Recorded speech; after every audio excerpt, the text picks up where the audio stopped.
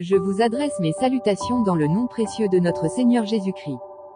Message du jour, gagner les batailles aux portes, 8. Église du Dieu vivant, peuple racheté, écoute la voix du Saint-Esprit.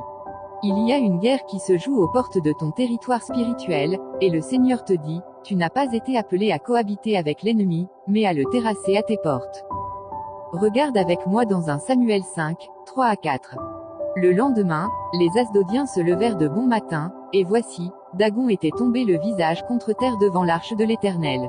Ils prirent Dagon, et le remirent à sa place. Le lendemain encore, ils se levèrent de bon matin, et voici, Dagon était tombé le visage contre terre devant l'arche de l'Éternel, la tête de Dagon et ses 2 mains étaient coupées sur le seuil. Oh, entends cela dans l'esprit. Quand l'arche de Dieu entre dans un territoire, les idoles tombent. Quand la présence de Dieu envahit une maison, les puissances doivent fléchir.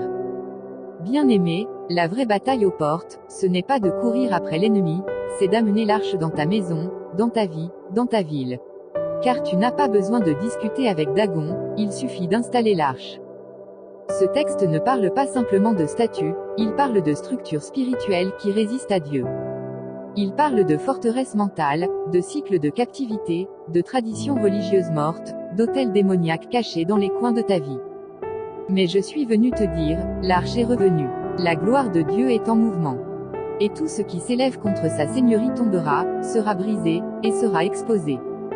Note-le bien. Le premier jour, Dagon tombe face contre terre. Mais le deuxième jour, Dieu le décapite et lui brise les mains.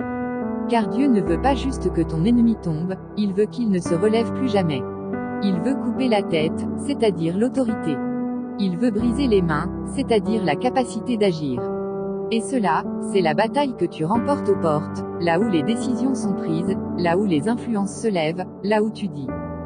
Moi et ma maison, nous servirons l'Éternel, pas Dagon.